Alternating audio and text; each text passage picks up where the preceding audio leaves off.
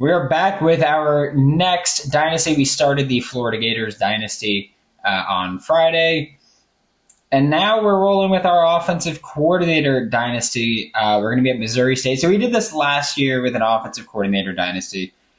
We took over Nevada offensively, and if you don't know, you need to do all of the recruiting. So we will be doing all of the recruiting.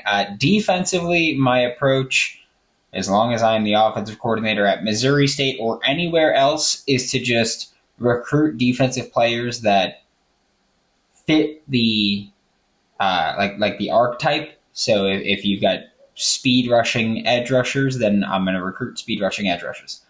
Offensively, though, we've got a bit more of a. I tried to build a custom playbook that would be more of a actual system built out there. So we are going to, and I do think one thing that I'm going to consistently adjust throughout however long this goes is the tempo that we play at. And I guess the run pass splits there, because obviously while we are big underdogs here, I mean, again, we're at Missouri State, first year in the FBS. I cannot believe that we got a 1-year contract here, but we're going to sign that right now. But yeah, so we're going to adjust our tempo and our run pass splits throughout this time. Similar to the Florida one, we're going to look through all this stuff, and then we will look at the actual recruiting board, and I'll set the recruiting board. I'll talk about that. But here we'll go position by position. I can tell you now, this part is going to suck early on. Because one thing that I do want to do is have a dual threat quarterback. And so we're honestly, and I mean, luckily enough, I guess, these overalls aren't the best. So honestly, we might recruit our guy that is going to be our guy, our starting QB in 2026. So Missouri State might be the spot that we start out there, or that we get a true freshman that is an instant starter. But yeah, the speed matters a lot to me. I do think that early on it's especially important to be able to have that dual threat ability while we're trying to get everybody else in place. Throw power is not good for any of these guys. None of them are good, right? Like let's just call that what it is. Our highest rated player is an 81. So quarterback, they're obviously not good. We are going to be looking for dual threats and maybe backfield creators, maybe pure runners, but we're going to avoid pocket passers. That's just not something that really fits what I'm going to be doing here. And in fact, Jacob Clark is going to be gone, but we'll probably encourage at least Drew Vioto to hit the portal. He's just not a fit for us anymore, so we'll probably push him out. Running back, couple decent guys here, right? Our best player on the entire roster is Shamari Lawrence. Armbar, East-West playmaker. A lot of East-West playmakers here. North-South receiver, which I might like that type, honestly. A lot of East-West playmakers. And a backfield threat for Damian Drake and Cade Townsend. I don't even know what that is. I'm assuming pass catchers, right? Or I don't know what the difference would be between a backfield threat and either East-West playmaker, North-South receiver. I think there's an East-West receiver as well. So I don't really know what the difference there would be. But I can tell you that we are going to be looking for, I think, elusive bruiser or like a contact seeker, I think is the power back. I think we want to be able to just pummel and grind out yards here. No fullback here. We might add one, not sure. Receivers. I'm torn, honestly. I want to get, gadget types, but also insane to me that so many of these guys are listed as speedster. 86 speedster. Sure. But yes, I'm not sure if I want to go with more of the, I don't want to get a bunch of gadget players because I don't think that's effective, but do I just go gadget and speedster with a couple of taller guys, but also speedsters like 6'3" speedster. So You can still be tall speedster in this game. It's not like that automatically makes you a contested catch specialist or whatever title they have here. So receiver, yeah, I think we're gonna look for speed, of course, right? Like this is going to be a team that's what we're looking for. But also, I kind of want a contested catch receiver or a couple of those. Tight end, I think we're going to try to have a mix. I think we're going to try to have pure blockers and vertical threats. I don't care about physical route runners, gritty possession. I think we're going to look for straight up pure blockers and vertical threats. And even then, really, I'm not too sure how much I care about getting vertical threats. I do care about having blockers because we're going to be running out. Actually, we might. Because the playbook that I built is very spread out, so we're going to be pretty spread out. So maybe we prioritize more vertical threats here, and we just try to space it out and kill them that way. No speed in this room at all. 79 speed's our fastest tight end, so that's not going to be much. But he's going to play a good bit, I think. 83 acceleration. Awareness sucks, but the fact that his awareness is that much worse and he's 1 overall worse, or sorry, actually they're the same overall. Same overall tells me I'm kind of cool with him being the guy out there. Like it has to tell me that he's physically considerably better, right? And we could see that through most of these. Left tackle. So the entire offensive line, we are going to look for agile guys. That's what we're looking for. We're looking for agile blockers. We got 2.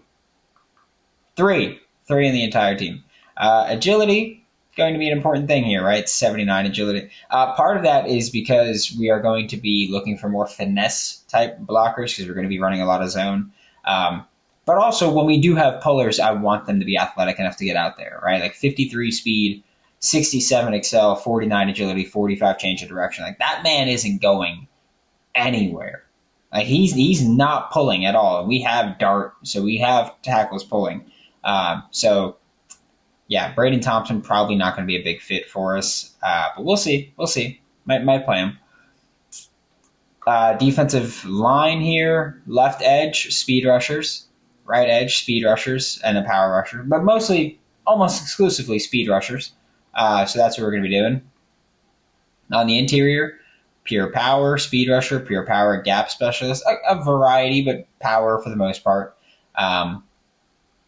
And so I mentioned earlier that part of what we're going to change as we go through this is not just our run pass splits, but also our change of pace. And both of those are both our tempo.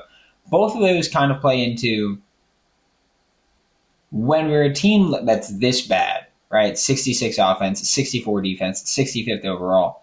When we're a team that's this bad, we don't want to be going up tempo and get into shootouts with teams because we're not going to be able to stop them. What we need to be able to do is just keep drives going, sustain them, move downfield, get points where we can get them. But this is going to be an incredible challenge. I am not totally looking forward to the way that this is going to go after the first year, because I do know that, again, I mentioned this in the Florida video, there have been a lot of people on Reddit and Twitter I've seen about complaining about how many players you lose to the transfer portal after the first year. A lot of it is because of play style and things like that. And so I do think that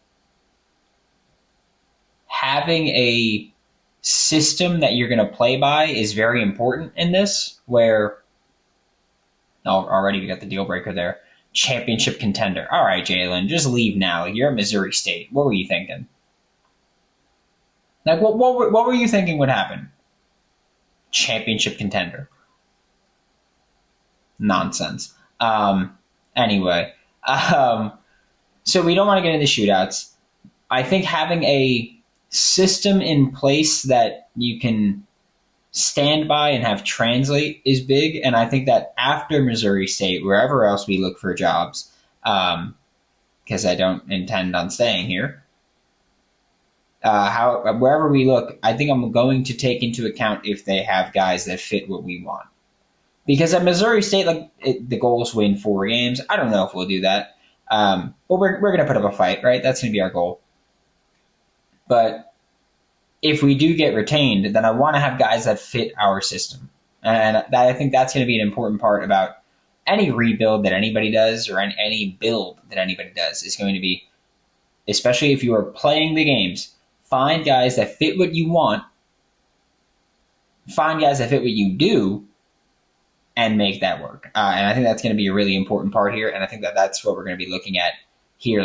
Defensively, again, is going to be very open, but offensively, we're going for agile, whatever, offensive linemen that can help us run our zone scheme. We're going to be looking for running backs and dual threat quarterbacks or pure running quarterbacks so that we can have those rushing yards stack up. Because when you're the underdog, you want to kill the clock, go get a stop, kill the clock, score, get a stop. That's what we're going to be trying to do. We're going to be trying to play smash mouth football. When we get better teams, or maybe if we play a worse team, maybe we'll pick up, when we play FCS whatever, if we play an FCS team here, then maybe we'll go up tempo and we'll just say, hey, we're going to, we've got the advantage here, or at least we're not at a disadvantage for one of the very few times this year. So we're going to go up tempo and we're going to attack that way. But while we're the underdogs, which is going to be a lot early on, we're going to try to kill the clock and we're going to try to get out of there with as many victories as we can, if we can get any. Montreal Holiday would be a fun blue. I'm not going to be playing defense, so I can't have a say in that. Also, for those of you that weren't here, I'm doing this in coach mode. So I call plays, and then I let them run the play. That's it. It's as simple as that. We are going to be running a lot of motion. It's going to be fun. I built an offense that I think could translate. We're going to be running a lot of motion. There's a good bit of a spread option style to this offense. We're going to be having some fun with it. We're going to be moving around. Corners, honestly, more athletic than I thought they'd be. They're not good, right? But I thought they'd be even worse athletes than they are, just because this team is not good. Almost no abilities, which is fun. But this team, it's going to be rough, right? It's going to be really rough. A lot of DBs, it looks like, just quantity there. Who knows how many are going to stay and how long they're going to stay, but we'll deal with that when we get there. I forgot what we can do depth chart wise. Okay, yeah, I forgot if this was like old NCAA where you could play anybody anywhere. But yeah, we'll probably have to figure out between these two at quarterback. Just like with the Florida one, I didn't allow the 100 points from the pre-order bonus. I did pick a tactician. I figured, offensive coordinator. Let's have a system. Let's get that going. And I think the first thing we're going to upgrade is probably the offensive line. Again, we're going to be a team that we want to run the football. But that's all about winning in the trenches or losing in the trenches. I also don't know what else these coaches have. I do kind of hate the idea that, okay, he's got architect. Okay, he's got a good bit. Does he have offensive line boost? Nope. All defense. Cool. He's just got master motivator. Okay. Defense might be solid. Yeah, defense might be solid. They're going to get good boosts. Prestige isn't there, but he's got some abilities that are enticing. I don't know what our schedule looks like at all this year. Oh, okay. Well, we get FCS Southeast at some point, but gonna get destroyed. Might get destroyed. Probably gonna get destroyed. We got Western Kentucky, Middle Tennessee. Okay, it's probably not gonna be a great start, but I don't know what Marshall is in this game. I haven't seen them. I don't know how good they are at all. But if we can sneak that one away, that'd be great. FCS Southeast will hopefully beat. If we can somehow get 2 wins here. I feel like we have to get at least one, right? I feel like we have to get FCS Southeast. But if we can get 2 wins here, I think we might be like Tennessee State, not a great team, right? Not a great team. UTEP was awful last year, and I use UTEP for just like simulating a recruiting thing to just see how that would go, and they were bad. And so maybe we can sneak it away there. I am about to go set our recruiting board, get that going, and yeah, we'll see what we got going with this dynasty. It's going to be exciting. It's going to be interesting. Going to be a bit of a toughie, but yeah, we'll be back with our recruiting board set for everybody. And I just know, in fact, I'm going to look at the hours right now. Yeah, that's going to suck. 450 hours means that early on, we honestly might just start recruiting people and worry about evaluating them later.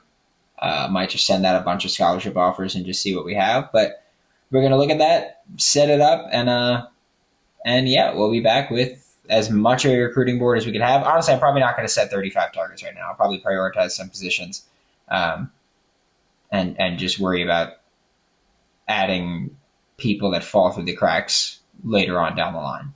It is now week 0, similar to the Florida Dynasty. Week 0, we are not, or we don't have a game, but we did skip to week 0 so that we can look at the actual recruiting bits here.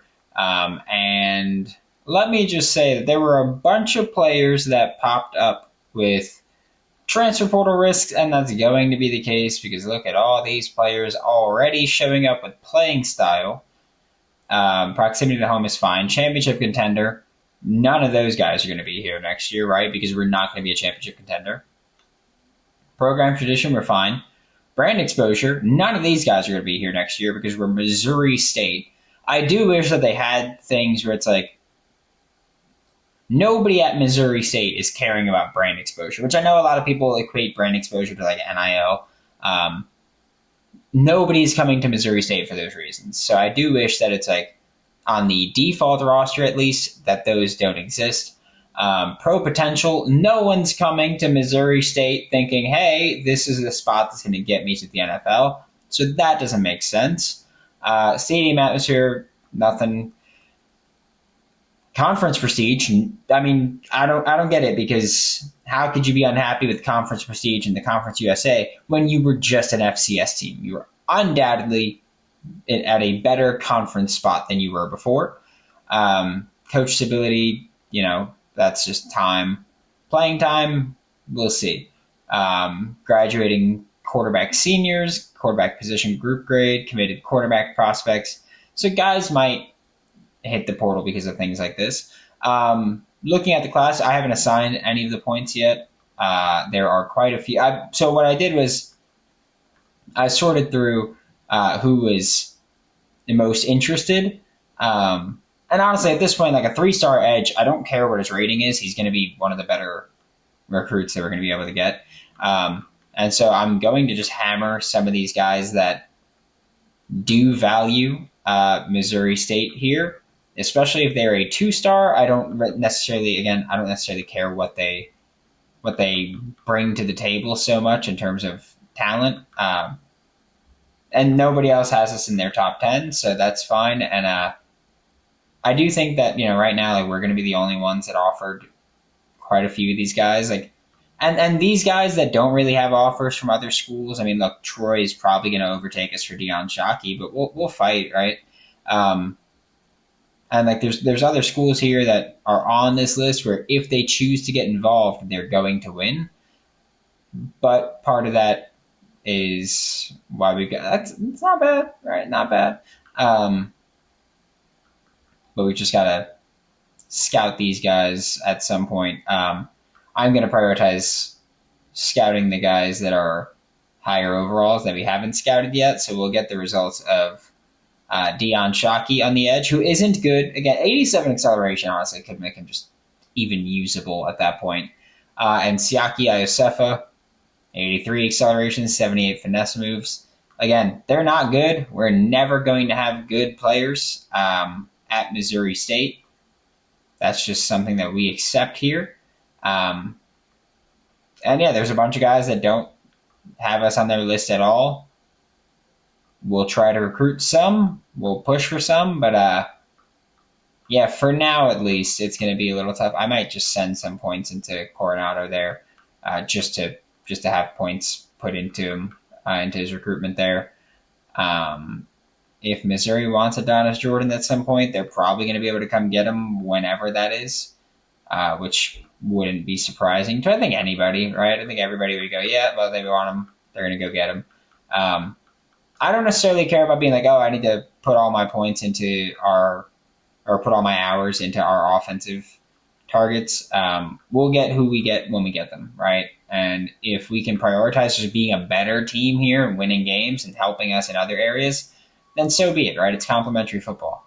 Jose Best, good agile player. He might be a guard for us. Not sure. 6'4", 280 is not very big.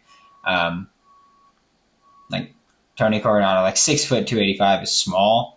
I'm going to hope that him being that small will hurt him with recruiting here. A 6'3" gadget is just interesting. Like, I don't know, his stats aren't amazing at all, but I was thinking of it. 78 throw power too is interesting. Now that I'm thinking, because the quarterback class, like, they aren't good, right? 80 throw power, 74 speed.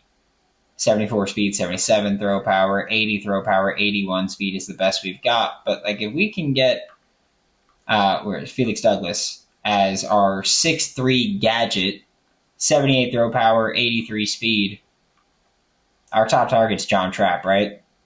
We've got 9 speed higher, just 2 throw power worse. Could be worth a look, or even if it's Devontae Culp, will be still a little bit 2 speed higher, I think, 2 throw power lower, which might be fine for us. We'll see how it goes, but something to think about, right? Something to look on. But that's going to be it for this. We are going to advance at the start of the next episode, because that's how we're going to do it, because that's when commits come out. We want to start the show with commits if possible. And I don't know how long it's going to be before we get a commit, or how long before we do anything really positive at all. But we're here with our Missouri State offensive coordinator dynasty. I wanted to do a team that was brand new to the FBS and brand new to the game. And Missouri State is that. It's going to be interesting to recruit. They've only got 2 pipelines. They're both level 1 pipelines, and it's East Texas and Missouri. I put my pipeline as East Texas. I don't really know if that does anything really, but I figured that I wanted a pipeline that would help me now and maybe in the future. And if I can get East Texas kids, I'm going to go for East Texas kids, right? But that'll do it for this Missouri State Dynasty, the first episode at least. We will, again, try to have content coming every day or every other day if possible. But Missouri State, I want to say undefeated till we're not, like I do with the Florida one, but we're going to be very defeated. So I'm not going to say that, but we got our Missouri State Dynasty set up, and now it's just about actually moving on and building from here with our offensive coordinator. Again, that is the priority here. We are an offensive coordinator for Missouri State. We're going to try to win games, but mostly we want to put up some points, right? So that's what we're going to do there. But Missouri State, I guess undefeated until we're not.